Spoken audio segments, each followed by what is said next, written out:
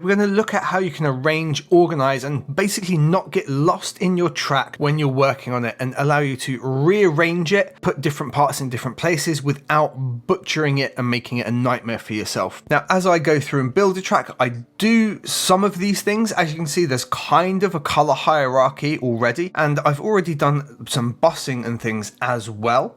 But we can definitely improve this a lot more. Today's video is sponsored by DistroKid. They let me get my music out to all of the major distributors, and they do that at a price an independent artist can easily afford. If you're ready to get your music or beats out there and want to release an unlimited amount of music each year, check the link in the description below for a discount off of your first year of unlimited distribution with DistroKid. So one of the first things we'll look at is coloring and naming of all our tracks to get them organized out. Up the top here, I've got analog breaks that I recorded in from a hardware unit. Now, I named the track when I recorded those in, but as I've recorded them and done those different segments, they've taken on the name of the project. And maybe at a glance, I want to know which is the break and which is the snare. So we could rename all of those, and there's a very simple way to do it. We need to make sure our loop's off up the top here, so we can click on the yellow box. If you ever want to quickly loop something, highlight it, press U, and it'll be highlighted and looped for you like so. We go to Ana break and Ana snare here, and we highlight them both. You'll see it highlights all of those regions as well within it. And what we can do from here is go into functions, and we can do name regions/cells by track name. Hit that, and that's going to rename all those regions for me like so. So now at a glance, I know what's what. Now, if we have a look on the mixer down here, we can see that I've organized all my drums and percussions to be up the top here in this section, and they are all routed to bus 9, and bus 9 shows up over here as the break. This means I can control, mix, and adjust the break overall, and I actually mixed it, and it turned out to be a little bit too loud as I was getting towards the final stages of this. Brought the entire break down by 3 dB. Now, I've organized it in kind of a hierarchy here that I would like, but color-wise, they're kind of all over the place, and it would be good to have all of my percussion very quickly identifiable in terms of a color. What we can do here, we can highlight them like we did before, so hold shift, highlight all of our tracks. And we need to do an extra drop down menu. It's just up here. We can press Control Option Command T, which is like the worst shortcut ever, or we can just tap it here and it will drop it down for us. And then over here we have colors, and there is a shortcut just to bring the color bars up as well, which is Option C. As you can see, this shows all of the different colors that are currently selected for the selected channels. And we could kind of just unify that by choosing a single color, like so, and have it so everything's orange. Although that doesn't help me quickly identify what's what in terms of region, and we can adjust the color like this. While any of these are highlighted, we can just press the down arrow. Let's say we want the breaks to be the slightly darker orange or closer to the brown. We want our overall break to be highlighted in kind of red. As you can see, that's a really quick way to do it. Now, if you ever change any of these colors and then find that your mixer doesn't correlate, a really simple thing to do is select your top one, go all the way down, select the bottom one, and then in functions, we can do color track by region cell color, and that will redefine all of those colors like we saw just there. Alternatively, if you've dragged audio in from somewhere and it's automatically colored it, we can do color regions and cells by track color, the other way around. Now, another reason to bring everything into a bus, which we've done with the inst right here, is we can also have automation control of that overall bus. Now, by default, it doesn't show up here on the track.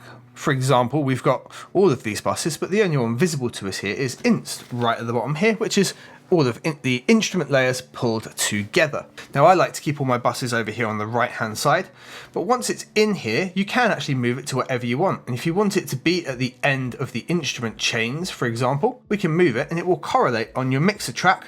So we've now got inst control going into there. The next block would be whatever you wish it to be.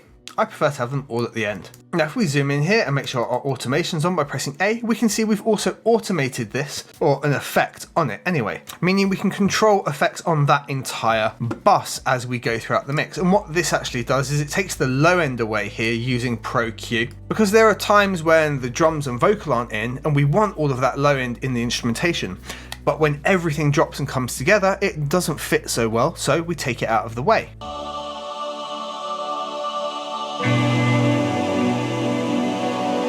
And that allows space for the bass sound and everything else to come in.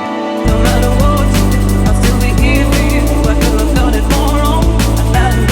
I lie awake. Alternatively, to do that, we would have to then manipulate every single inst track within the entire track individually. What we can do is right click and do create track. It's not actually going to change anything. All it does is create a track within here, and now we can see that choir is in here as well. If you ever want to remove it, we can just have it highlighted, press backspace, and it will delete that for us. Unfortunately, when we do that, it will take it away in the mixer as well. Be sure that you're not using a bus once you've done that. What if we've put these in here, but we've decided we're not going to use them and we want them to unclutter the screen? Well, here's another option that's hidden away in Logic, ironically called hide. If we press H, it gives us an extra option over here next to our mute and solo.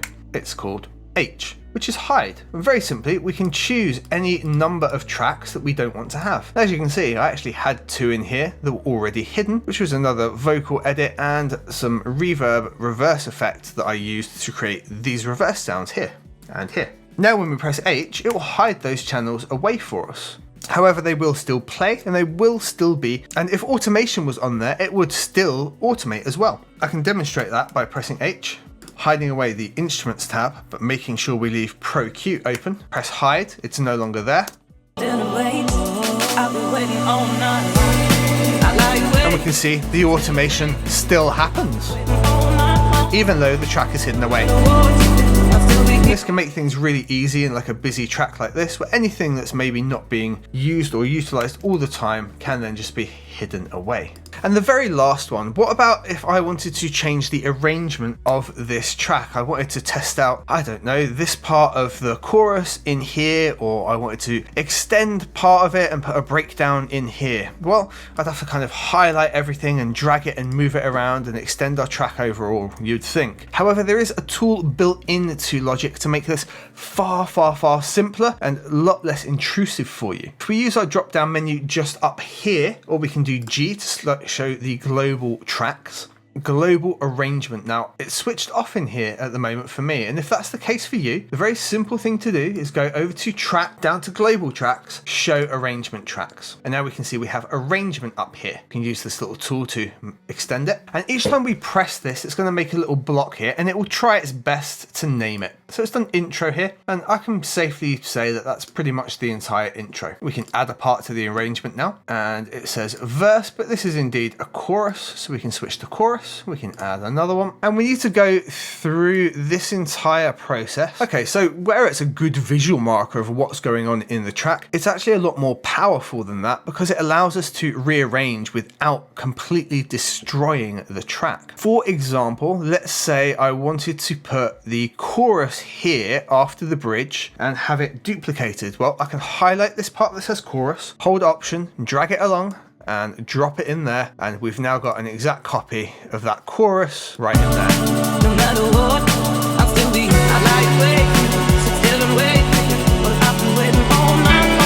And if I decide, actually, maybe I want to extend that a bit before the bridge, I can simply take that same chorus, drag it before the bridge, and it will move all of those elements over to there for me.